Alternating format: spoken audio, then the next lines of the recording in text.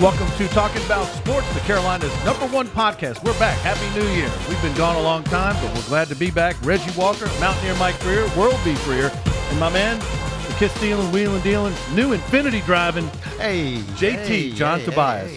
That's fine. You got a fine ride, dude. Appreciate the love, my It brother. is awesome. Appreciate the love. Thank you. Mine's like Flintstone age. Breaking news, UNC Charlotte Athletic Director Judy Rose announced her resignation at the end of the academic year. I guess that's the spring of 18, John Tobias.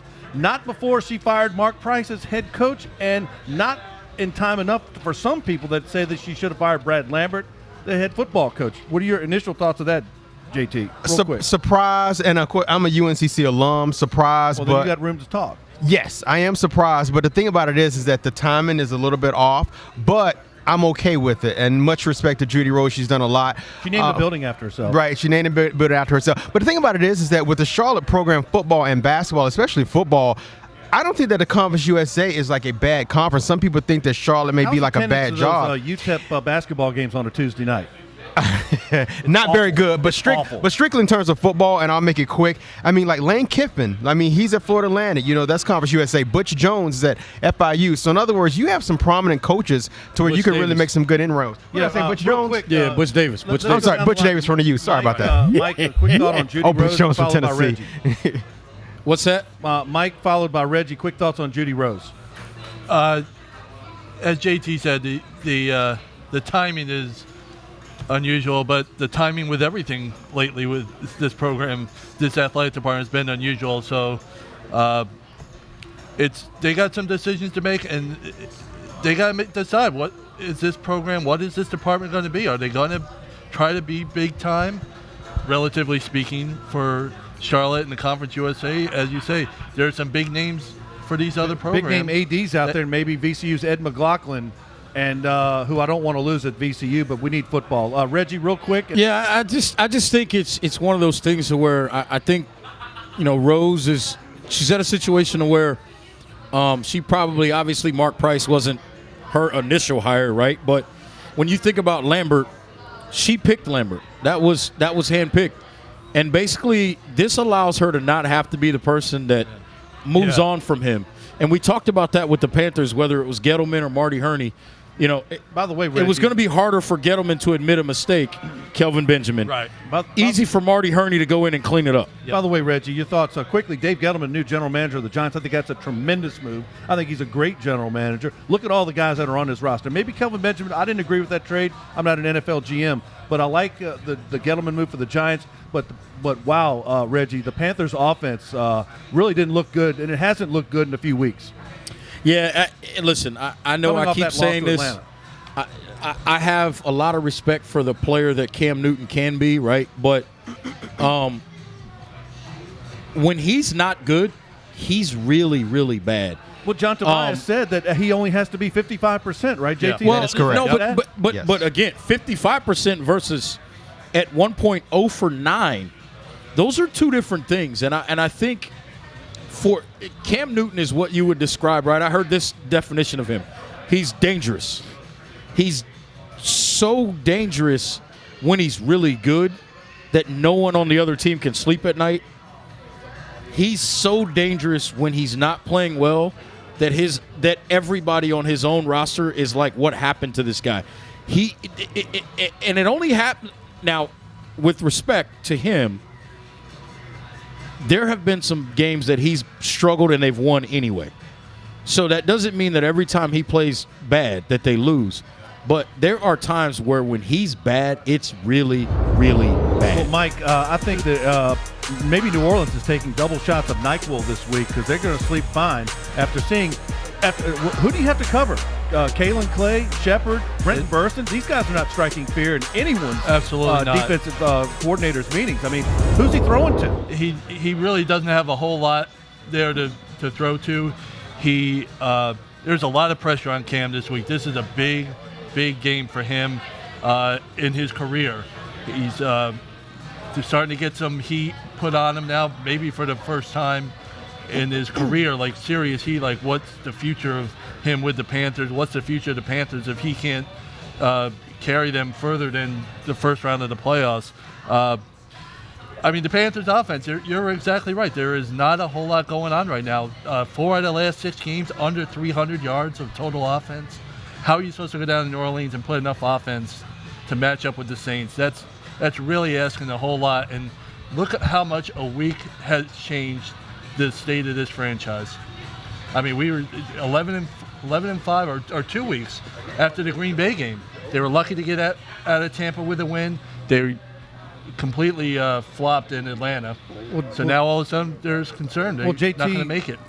I mean, you have Ted Ginn, who plays for the Saints. Kelvin Benjamin, who almost got to the playoffs with Buffalo. Right.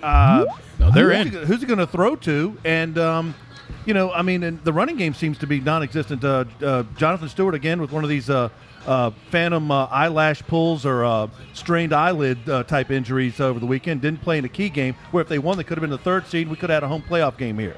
I'll just simplify it like this. The New Orleans Saints, that is the worst possible matchup that they could have ever gone up against. But 3 things. Number 1, they have a great running game. 2, they have a Hall of Fame quarterback. Actually, 4 things. They have a really good rookie defensive back in Marshawn Lattimore. Really good. And then, of course, in terms of like their home, they play really, really well at home. But you know the thing about it is to piggyback on what I said, to where whenever Cam has a QBR rating of 60 or more, the Panthers are 11-1. The one loss where he had a QBR rating, guys, of over 60 was actually over 100, and it was a loss. Guess who it was against? Saints. It was against the Saints. Yeah. So, and It better be 120. Right, and the thing, and they lost by 10. So that's why I say like this is like the worst possible matchup. I think that the Saints and the Panthers, actually, whoever wins that game, I actually think that they're going to represent in terms of the 2 best teams in football. I really think so because of the Carson Wentz loss. Because of what I saw. Now Luke Kuechly, the defense is playing. I think Carolina's defense is playing well. Luke Kuechly, another Pro Bowl, but I think you could have made a case for Thomas Davis, Julius Peppers, JT. What do you think of Keek going to the Pro Bowl? Doesn't surprise. I mean, like I think that it's early, but I think just like how Urlacher and Ray Lewis are eligible for the Hall of Fame this year, both middle linebackers. I think that Luke Kuechly should get in, by the way, would be a first ballot Hall of Fame, and I agree. So he's a staple, but I also think other players on defense are also playing well. Like I said, to reiterate, guys, this is a bad matchup and the worst possible matchup that they could have had. I think it's the worst possible matchup, but I'll be interested to see what Carolina is, because you say these are the 2 best teams in the conference. Where I disagree, because I take issue with the Panthers and their record. I mean, 11-5 is fine, but I mean they beat Tampa Bay twice. They beat San Francisco first game of the year. They beat the Jets and they beat Miami. All their 10-loss teams. So I mean, they beat Minnesota though. They also beat Minnesota and the Rams and lost to Philadelphia with Carson Wentz. And then who else did they beat? They beat New England. Yeah, those are big wins though. They're absolutely big wins, no question. But 6 of their wins are against the bottom of the NFL, and based off how they played in Atlanta in Atlanta last week, I don't know. I got my issues. All right, and we're going to a break now, but when we come back, we've got some college football to talk about. Kevin Tolbert, our executive producer, down at the Camping World Bowl, is that what it's called? Virginia Tech and Oklahoma State, featuring Mason Rudolph from Rock Hill. The Rock. And right on. By the way, William Wilson, who is our official program observer, is here. When's the Clover Classic Celebrity Golf Tournament? Can we get a segment with Will? May 21st. I just got that day off from iHeartRadio, so I'm good to go on that. And I'm hoping I'm invited, JT. How about me? I've never been. I need to go ahead and. First of all, you got to get some golfing shoes and quit playing golf and polo flip-flops. There you go. I need to step my game up. All right. We're coming back with more Talking About Sports from the Dilworth Neighborhood Grill.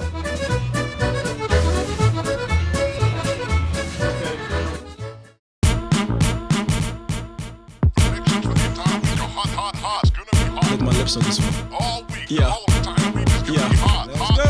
It's been sunny all week. The weatherman said today's almost gonna be as hot as it's been. Plus the words that I speak. I got out of the shower, hit the barbershop from God in the sea. They talking about the game from last night and placing bets on who gon' win tonight's fight. I got out of the chair fresh to death. Look down, check my phone, cause I just got a text. My man's at the car wash, so it's gonna be on tonight. There's a party, and it's gonna be tight. I ain't gotta be told twice. Went and got me some rest, cause it's gonna be one of those nights. Can already see it. Text again, said you saw one I slept on and a best friend. When the sun's bright and the wind don't blow, you really hope that tomorrow comes slow. Yeah, I ain't got a care in the world, just got paid. Got the slick shades and the fresh fade. We gon' have have a good time. Everybody keep it tight, get right, keep it moving all night. Yeah, get my dance on. Yeah, come on, come on, come on. Yeah, let's go. Check. It's almost 10, the sun's gone, but it's still hot, and my phone's been ringing non-stop. My dog pulled up in the coupe, push the button and there's air where there used to be a sunroof. Yeah, we're stunting hard, switching lanes on the highway. Get to the spot and the line's down the block. Not a problem when you flow like this. Dap the bouncer while the valet park the whips. The DJ's dropping those hits, and these chicks look like. Welcome back to Talking About Sports from the Dilworth Neighborhood Grille. Kevin Casey along with John Tobias, Mountaineer Mike Freer, Reggie Walker, our official program observer William Wilson here from William Wilson Clothing and the Clother Classic Celebrity Golf Classic, and Kevin Tolbert, our executive producer. He was at the Camping World Bowl with Virginia Tech and Oklahoma State, but Central Florida, by the way, has declared themselves the people's champion, as we'd say in wrestling. The Rock. They're the people's champion. They're number one. They're the national champs. Reggie Walker, they beat Auburn in the Peach Bowl. They're number one, and they're the national champs. Here's my thing. Everybody is so bent out of shape over this. Why? Why are you really that? Let me ask you a question. Who won the national championship in 1994? Was it Colorado? Nebraska. Oh. But guess what? Penn State went undefeated and claims a national championship. I knew there was a You Penn can look State in host anybody's media guide in the country, and they're claiming a national championship that they are not officially the champion. So who cares? If they want to claim a championship, let them claim it. Alabama claims a national championship in 1941. Thank you. When they were 20th in the AP poll. Thank you. So at the end of the day, it's this simple. Like Barry Bonds once said, don't come clean in my closet when yours ain't clean. So everybody that's got a complaint about what UCF is doing, go look at your own school's media guide and tell me a national championship they're claiming that they didn't actually win. Then shut your mouth. All right, Sorry, I got a little angry. All that, Mike. Well, the Barry Bonds reference aside, is this closet cleared, or does it have the clear I have in no it? problem with UCF I did. wanting to claim a national championship. Victor Connie. I'm with Reggie. I mean, who cares? What's the big deal? They had a great season. They went undefeated. They beat Auburn in a great game. It was a great game. They didn't get the opportunity that some people say they deserve to be in the playoff. So if nobody's going to let them in, why can't I just claim what I want to claim? And I'm the only undefeated team left. JT, 8 teams. And by the way, I like to be on their coaching staff because you get bonuses for being national I champions. know, right? I like that. I like to get that. Yeah, they had a great parachute. How about if you're a Nebraska fan though, in terms of being how fortunate to have Scott Frost as a coach? Keep in mind, guys, they were Don't fire winless. guys that win 9 games. They were winless a couple years ago. Did not win a Yes, sir. game under And George O'Leary's watch. I think about this too. There have been, correct me if I'm wrong, I know there have been 8 undefeated teams since 2003 that did not win the national championship. 8, including Central Florida this year. 4 of them were in non-Power 5 conferences at the time. So it's pretty even in terms of being able to go undefeated and not be able to claim a national championship. But the interesting piece of it is UCF just went ahead and claimed it. All right. Another game of note to some people, it's Alabama and Georgia. They're playing a little game. I think it's Monday night. They say it's for the national title. William Wilson says his SEC, non-Arkansas, of course not represented, but Alabama's defense looks like it's all business. And Georgia's offense, John Tobias, looks very solid. I'm just going to get straight to the point. 2 things. Number one, that was a classic game between Oklahoma and Absolutely. Georgia. Yes, it Hopefully was. we just get that Yes, out of the it way. was. I hope he's a Redskin next By year. the way, Right. Lincoln Riley, he coughed that game up. He's got to let the answer. You don't take the football out of Baker Mayfield's hands in overtime to win to get yourself to the national title game. Absolutely. There's a reason why that kid is what he is, and he won a Heisman. And the segue to that is that I really don't like this matchup, fellas, for Georgia, because if No you way. look at the track record for Nick Saban, how he does, number one, against young quarterbacks, but especially like drop back, passers, guys that have given him a hard time have been dual threat quarterbacks, whether it's been Dak Prescott, but especially Johnny Manziel What about and Deshaun against Watson. his former assistants? Oh, even worse. Kirby Smart. 11-0. Even worse. I don't even know what the line is, guys. Is it 6 or 7? I'm not sure. I'm not a gambler, but I just don't like Georgia's chances. Great win against Oklahoma. So you like Alabama? Yeah, big. I think Big. I agree. Yes, I think big. I think it's going to get ugly. I think the key for Georgia, and this is going to sound really weird, but I think the key for Georgia is going to be how many defensive linemen they force Alabama to put on the football field. Alabama really likes to play with three defensive linemen on the field and have that extra linebacker to move.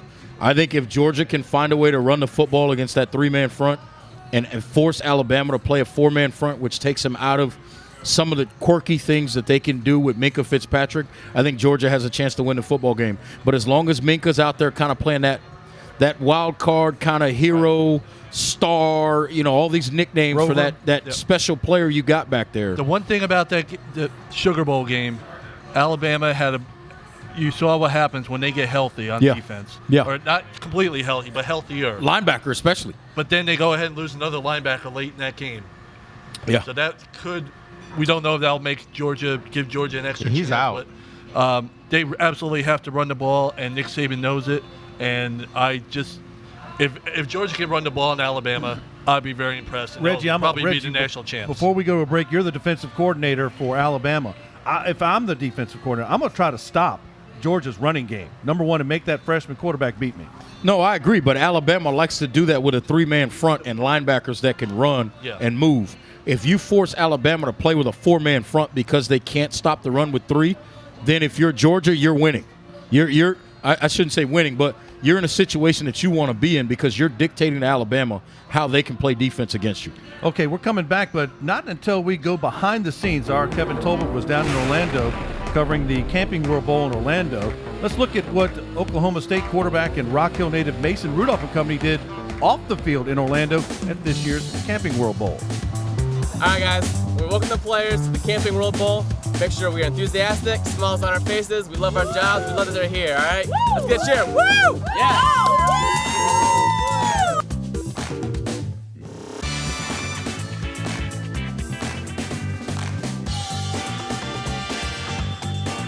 There's going to be a lot of things to do inside there, so please be aware on the go-karts, okay? The go-karts do go up to 36 miles an hour. We want you to have a great time, but we also want you to have a safe day with us. So again, we appreciate it. We wish you all the best of luck in the Camping World Stadium Bowl, and thanks again for coming out to Andretti Indoor Karting and Games. Enjoy, guys.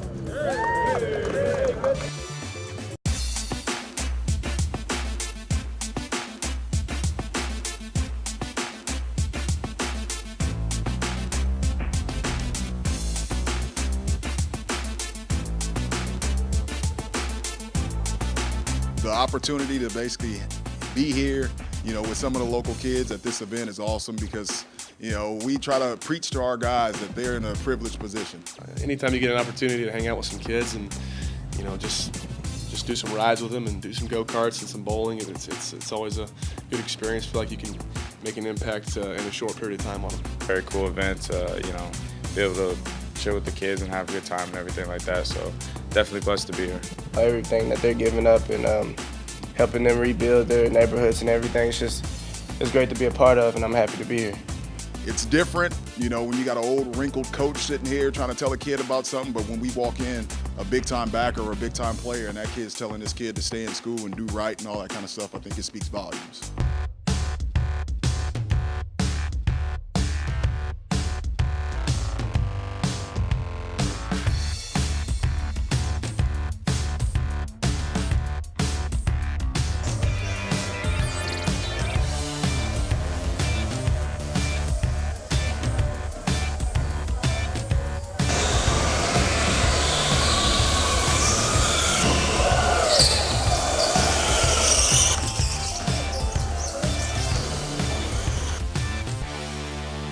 They had a blast. It was very blessing too. The children really had a good time coming out and having fun with the players as well. And they fed them, so it's even better. The icing on the cake. It was lovely. My kids had a wonderful, pleasant time. Like I was explaining to them, we lost everything in a house fire, so this was a blessing to be invited to come to something like this, and we really appreciate it. It was fun to play with them. They were funny. They were funny because when we were in laser tag, it was they just kept shooting me, and then when I would slide into their group, and then they would let me in their group. What an incredible event to have these two teams out here to engage with our community kids. It's been a really wonderful thing out here. Our staff loves to host things like this as well. Welcome back to Talking About Sports from the Dilworth Neighborhood Grill. Kevin Tolbert, William Wilson, Reggie Walker, Mike Freer, John Tobias. We saw Oklahoma State beat Virginia Tech, a very good game, 30-21. And Kevin Tolbert caught up with some guys. But first, Reggie, you played in a game in Orlando. What do you think of the game first with Virginia Tech? I like the game. I think it was a very entertaining game. And Orlando as a bowl city.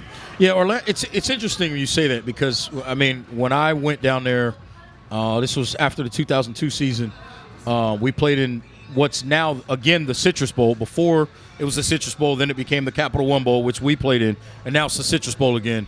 Then the Camping World Bowl is another bowl in the same stadium in Orlando. Anyway.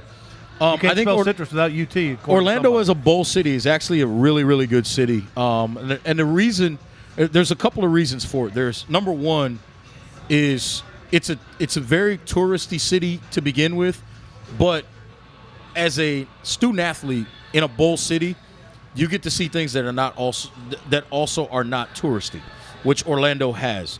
The other thing that I really enjoy. You guys go to strip joints? Penn State guys go to strip joints or something? No. The other thing that was really good about Orlando as a bowl city is it's really good for families to come see the players play because there's other things they can do for 3 or 4 days. Whether it's Disney, you can go to Orlando Magic games, you can do all these different things. And I'll tell you something, what they've done to that stadium since I played there is remarkable because that place was a dump. It was old. It was a relic. I mean, you had not anymore. How you feel? You had water seeping into the locker room because it sits so low, and the overhang going into the locker room. We had 6'6", 6'7" offensive linemen who had to bend down and duck their head to get in the locker room. That place was awful. They've redone it, and the stadium is immaculate now. It's great. And Orlando as a bowl city again is awesome. No. They have their own stadium on campus that they built recently, which is really, really nice. It's a decent-sized stadium, not as big, obviously, as the Citrus Bowl Stadium or Camping World Stadium, I should say. But it's a really, really nice stadium over on UCF. Speaking of Camping World, let's hear KT, Kevin Tolbert, caught up with some of the players after the game. Let's hear what they had to say. It was a good game for us. Virginia Tech's a good football team, as we mentioned. I was shocked that we could average 8 yards a snap. I was concerned. I was hoping that we could average 5.5. Defensively, we gave up a lot of rushing yards, but we were able to make some stops and force some turnovers. We sputtered a little bit, and that's on all of us. I didn't make a couple throws, and we didn't execute in the run game a couple times. So, but it was all of our fault. We made some adjustments, came back, and turned it around. But yeah, that's what we do. I think, we've been a second half team all season and been able to make adjustments and come back out and be explosive.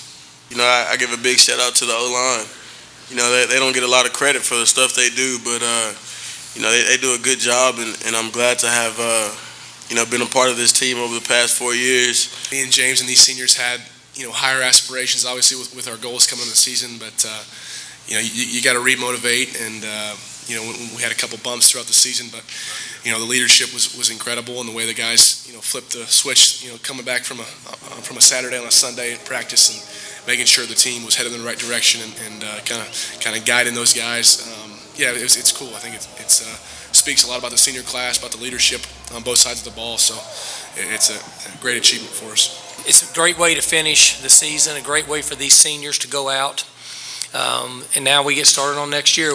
I don't really remember Oklahoma State making very many, if any, mistakes, and we made a handful, just enough to kind of keep us from pulling the thing off. Hats off to them. It was a good program. Like Coach said, they didn't turn over the ball and making many mistakes. So and if you pull up the stats, people who does that will usually win the game.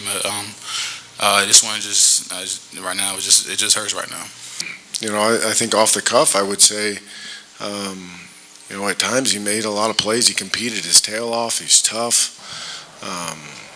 He absolutely, right now, gives us the best chance to win. There's probably a couple plays out there that he wishes he had back or had made, but there's a lot of plays he did make out there too.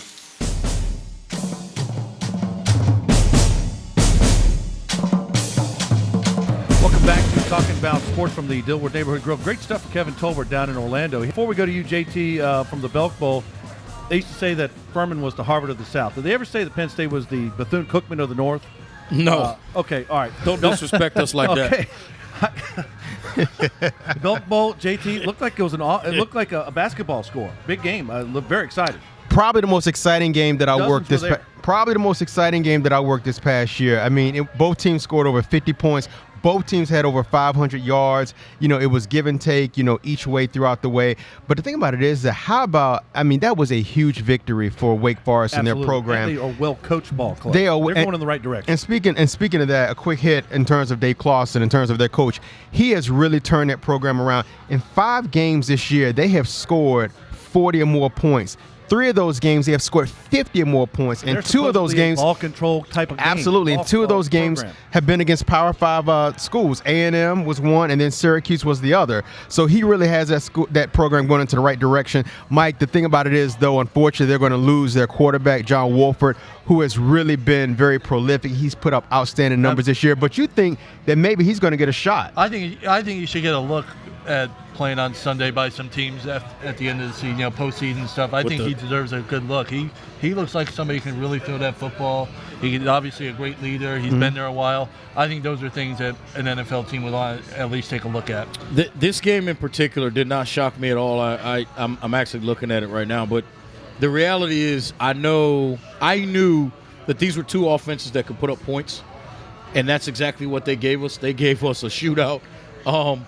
Many people thought, and myself included, potentially we would see a lower number because of the weather conditions. And clearly these 2 football teams said, offensively, we don't care. But defensively, yeah, it's cold. Because there was no defense played in this game. And a lot of it, I will say, was due to offenses making plays. But some of it was poor defense. But it all in all, I think it was an exciting, up-tempo game to watch. 2 teams go up and down the football field. If you like points, this was the game to watch. If you're a guy that likes, 9-3 or 9-6, I'm going to just throw it out there, then this was not the game for you. Mike Freer, Michigan, South Carolina. What do you think? I think that was pretty big for Gamecocks. What a huge comeback for them. Down 19-3 in the second half. Really not showing much offense anywhere. Well, neither team was, actually. And then to come back and win, beat Michigan. I'll tell you what, Jim Harbaugh is this coming season now. He might want to think about that Indianapolis Colts job. People cannot be really impressed with how he's done at Michigan in the overall. You start looking at he's losing every big moment. Or maybe he's waiting for John Gruden to set the bar before he goes to the NFL. Monty Toomer has been really outspoken on him about how he hasn't beaten some of their rivals, which is bad enough. And then, some of the memes that are out there right now, them being the only Big Ten team to lose their bowl game, Michigan fans are not going to be happy about that. Just losing, being the only Big Ten team to lose a bowl game. How do you? And it's not even losing a 19-3 lead in the second half. How do you do that against South Carolina, that has an awful offense? I'm sorry, their offense this year was struggling. It was a bad offense this year. And with all due respect, not only that, it was also a personal implosion by Michigan. You saw a situation. Donovan Peoples-Jones drops a punt. He drops a pass that would have been a first down. You saw the quarterback throwing a football to the other team. It wasn't that they lost. It was the way they imploded down the stretch of that game. All right, Reg, Penn State defeated Washington. And did I read somewhere that who's the guy, the running back? Saquon. Didn't he sign with Rock Nation? And signed with Rock Nation. He's on his way to the NFL. Good for him. Good win. I think Washington's a well-coached ball club as well. Washington is, and if you watch that game, Washington did some really good things, especially on defense. Penn State, they used their weapons. They had some opportunistic situations in which they made Washington pay, and they found a way to win a football game. Another 11-win season for James Franklin. But what that game also told me was, I don't care who you are.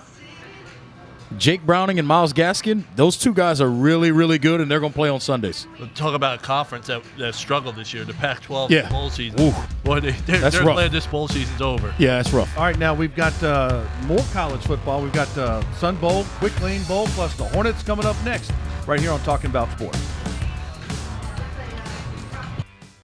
Welcome back to Talking About Sports from the Dilworth Neighborhood Grill with our executive producer Kevin Tolbert, our official program observer and floor director William Wilson, the best dressed man in all of podcasting. Reggie Walker, John Tobias, Mountaineer Mike Freer. Quickly, Sun Bowl, North Carolina State beat the heck out of Arizona State, 52-31. Wasn't close. Quick Lane Bowl. I like Duke, 36-14 over Northern Illinois. Quick take on the Bowls. Well, I would start off in terms of with NC State. Like I said before, Dave Doeren entering the season, he was on the hot seat. Some people did not think that he would last after this season, but he is got really mentioned for other jobs. Yes, he got mentioned for other jobs. With the Tennessee job, he's really turned the program around. They're going to lose their best player. He's going to be a very high draft pick, Bradley Chubb, their defensive end. But I think that they're going to be in good shape, Mike and Reg, because also they finished with the 4th highest recruiting class in the ACC next to Miami, Clemson, and Virginia Tech. Yeah, they had a solid season. There's no question about it. As far as the bowl season goes, I'm a big fan of the bowls. You can't get enough of them for my taste. Who'd West Virginia play, by the way? It was a lackluster effort. Who'd they play? They played. Who did they play? Now, whatever it was, they went belly up. Were they in the Blue Bonnet Bowl or something like that? No, they were down in Texas. They were down there. That narrows it down. And really put a major flop there in their bowl game. I still like Dana Holgerson, by the way. He's a great offensive. You're starting to become far and few between. I'm not letting him drive after at the end of the night, but I do think he's a good football player. A lot of expectations for him next year. A lot of guys coming back. But you got to have some clunkers. In 41 bowl games, you got to have some clunkers. But there were I enjoyed the bowl season. I truly am a big fan of it. I love bowls, but let me be clear about something. One of the things that I completely understand is it bothers me a little bit at the same time.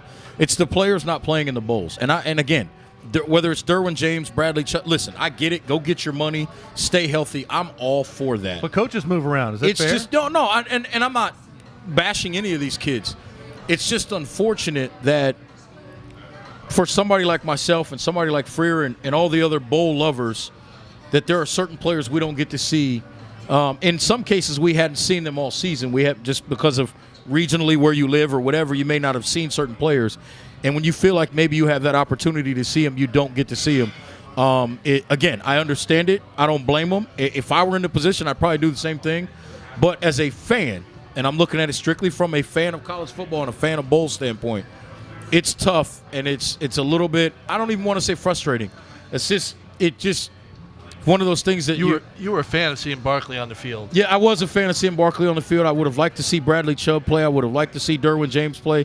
Some of those different guys, because they're great players, and they really add to the experience of watching those teams. But I understand why they don't play, and I get it. So, I don't know what the solution is, and maybe a lot of this has a lot to do with the fact that the playoff is here now. But it's tough. It's tough. All right, Charlotte Hornets report card. Not a report card I would take home to my parents, John Tobias. 14-23, 4-6 in the last 10. You're only as good as your last game. I do like Stephen Silas. Not so sure he's gotten out of the mold of Cliff yet, but I want to see Silas get another year, and I definitely want to see this rotation change, JT. What about this rotation I love of the rotation of with these the wings? Steak nachos. We got wings. Hopefully that's there's a great pretzel coming and more wings. So we need to get some. I think that pretzel's coming, right? That's your thing, right, Kev? Hey, wait a minute. Is something else? that crab cake? These crab cakes? What the hell's that? Now, did you hook this up yourself? A little bit. What's your name, man? Okay. Okay. What's your name? Dimitri, thank you very much. What is this gimmick right here? JT, you know? It's crab cakes. Oh, that's all you, bro. I grew up on the water in Rappahannock River in Tappahannock, Virginia, but that's all you. But everything here at the Dilworth Neighborhood Grill is good. Absolutely. A lot better than what the Charlotte Hornets are showing lately. You know, the thing about it is the Hornets right now are 14-23. They are 7.5 games out of the 8th slot. They should tank. I'm not going to mince any words. They should tank. I said before, the place that you would not want to be is like the middle of the pack. Well, they're you doing don't want a good job of it. Tanking, that is. Exactly. You want to be either really good or you want to be really bad. Like I said, at 14-23, there are 7 teams that happen to have a worse record than them right now. They need to start losing some games. Now, if you're they Michael really Jordan, do. you want to know. Have you seen Marvin Bagley, by the way? I love have him. you all That guy seen can Marvin play, Bagley? Would you and like I to have want him. Marvin Bagley? I'd love to see Or that Trey guy. Young I'd love from to see Oklahoma? this guy, but, I would. But if you're Michael Jordan, do you want another yes man in Rich Joe who's going to agree with bad idea you have, or do you want a real basketball guy to come in, clean house, and start winning some ball games here and win the city back? Well, I guess the thing about it is that kind of puts it in perspective in terms of Rich Cho. He hasn't made some of the, I would say, the best decisions. He signed Nick Batum to a big He signed- bloated contract. Don't blame Rich Cho for that. Everybody wanted that. I wanted him signed. I'm not talking. Well, me personally, I'm not talking about I Nick didn't. Batum. I'm talking about in terms of like the draft choices. Noah Vonleh, years ago, he's bad- now with bad trade. Portland. MKG, he was a second pick. Cody Zeller. Cody Yeah, Zeller. but everybody Frank screamed for Kaminsky. Malik Monk this year too. Because he squirrel hunts in Arkansas. It's still early for him. I'm not one of those like he's to not be bust real yet, quick to label him a bust. I think that Malik. I'm Monk's not saying that actually either. gonna He's be a not bust. just shooting though. He's just not going to see the floor. Right. I am surprised he's in the G League though. Well, he came back he played the other night in Sacramento. Well, I'm surprised he actually spent any time in the G League. Well, that was a curious move. I Right. didn't understand. But he's not shooting. Where's my man Travion Grant? Well, the weirdest thing about the Hornets is they can't beat the ECU. Bulls, which all of a sudden the Bulls look halfway decent, but then they go on the road and beat Golden State. The NBA is the most bipolar set of games in any sport that you could Then ever they turn around, find. they blow out Sacramento. And then you just never know with NBA teams. All right, Mike, what's your fantasy pick?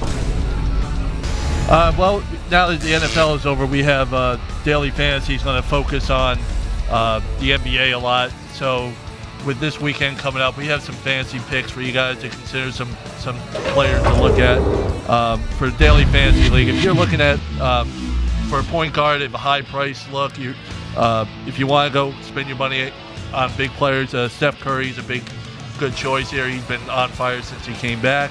35 points a game in his last 2 games. 16 threes his last 2 games since he came back. He'll get you about 45 fantasy points on a particular night. Costs you just under about 10,000 depending on who you have for a fantasy league. Below that at point guard, a guy to look at is Lou Williams for the Clippers coming off the bench. Costs you a little bit less, but he's last 6 games about 31 points a game.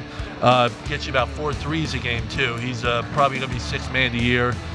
If you're looking for even lower, if you're trying to spend your money elsewhere but need some value at point guards, the Nets' Spencer Dinwiddie had a great game on Wednesday, 26 points, 9 assists. They played the Celtics over the weekend. He's had 10 assists a game against the Celtics so far this year. He'll probably cost you about 6,000, 6,500, again, depending on the league you're in. Those are guys that consider the point guard. Shooting guard, Jimmy Butler had a great December, averaged about 26 and 5 and 5 a game. He's one guy to consider for a high price pick. If you're looking lower, a little bit lower, thank you very much. If you're looking a little bit lower, some guys, Jamal Murray of the Nuggets, Kent Bazemore of the Hawks, a couple of guys will probably cost for your fantasy league, daily fantasy, between 6,000 and 7,000, but you could get some quality points out of them. And then for the forwards, if you're looking at the forward position, DeMar DeRozan, if you can get him at a forward position, be a great pickup. They played the Bucks this weekend. Back on New Year's Day, he put 52 on Milwaukee. No defense. Got you 70 fantasy points, which is astronomically impressive. Below that, Wake Forest, John Collins could be a pick for the Hawks. He'd be a good value pick. He hasn't been playing that well lately shooting-wise, but he grabs a lot of boards. He blocks a lot of shots. He's going to get you about 28 fantasy points a game. And the Lakers, Kyle Kuzma, is probably going to be first-team All-NBA. He's another value pick. He'll probably cost you about $6,700 or so, maybe $7,000. Speaking of Kuzma, because I love his game, but this kid, he doesn't even care. He just balls out. Like, they asked him the other night, what does it mean to, accomplish it? He's like, nothing. We just want to win. Called his team a bunch of quitters, the didn't Nets sent to get when they traded D'Angelo Russell. And the Lakers want him. He's going to be one of the guys they keep when they go after the big guys. So those are some of the fancy picks you could have this weekend. Take a look, and good luck to everybody who takes part in the daily fantasy. All right, I like Kawhi Leonard, of course. I think he's the better forward in the league. I got to thank our people here at the Dilworth Neighborhood Grille for wings. JT's got These crab cakes are really good, by the way, them? guys. That's Really good, really good. You guys All need right, to go man. ahead We and need to get some like hit these up. Malik Monk over here to bring some squirrel over here, something like this. So, all right, now let's. Everybody wants to eat and have a good time. New Year, you got to go back to the gym. How about let's go? You might need to go to Lifetime Fitness. Let's Okay, go behind the where's scenes. that? Well, let's catch up with. Let's go behind the scenes and find out more. All right. 5, 4, 3, 2, 1.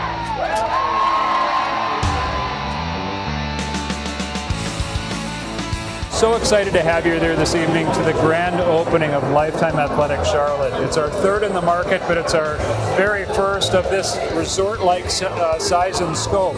So tonight we're going to go on a tour of this amazing facility. 80% of the battle is how you feed your body. We have menu specials every day for breakfast, lunch, and dinner. This is a full-service casual restaurant. If you want to work, or if you want to hang with your family, there are plenty of places just to relax and get some things done. So we're about to go into the Life Spa massage area now.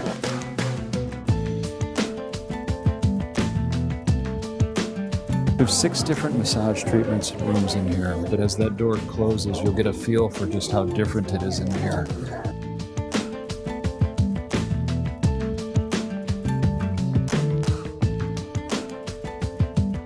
I want to take you into the fitness floor, which in itself is about 60,000 square feet.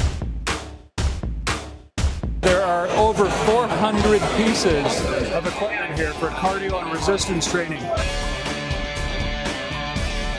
We're wanting to make sure that a person is able to work every component of their body, but we also want to make sure somebody isn't waiting for the piece of equipment they love. I think what I like most is that middle exercise area where it's got like the monkey bars. I haven't seen anything like this before, so Okay. I think I will join. Okay.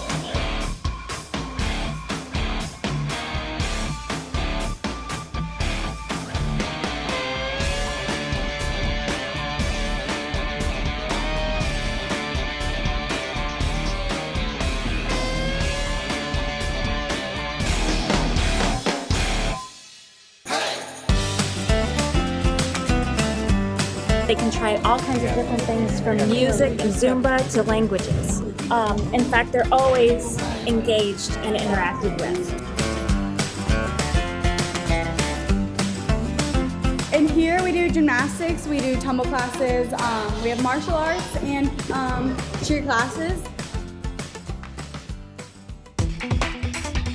So tell us what's so exciting about the studio at Lifetime. They get to come in here, you've got a performer on stage, everything from cycle to gluteus maxed out.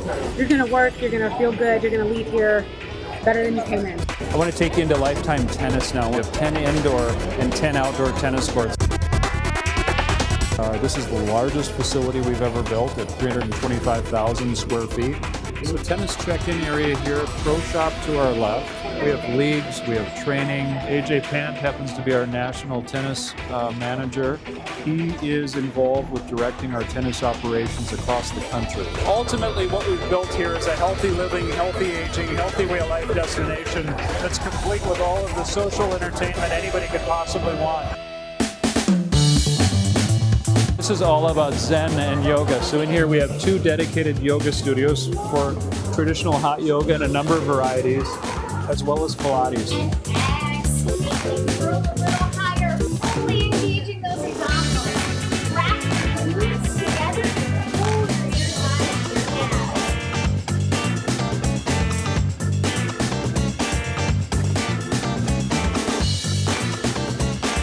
We also have amazing resort-like indoor and outdoor aquatic centers. I'm really excited to show you.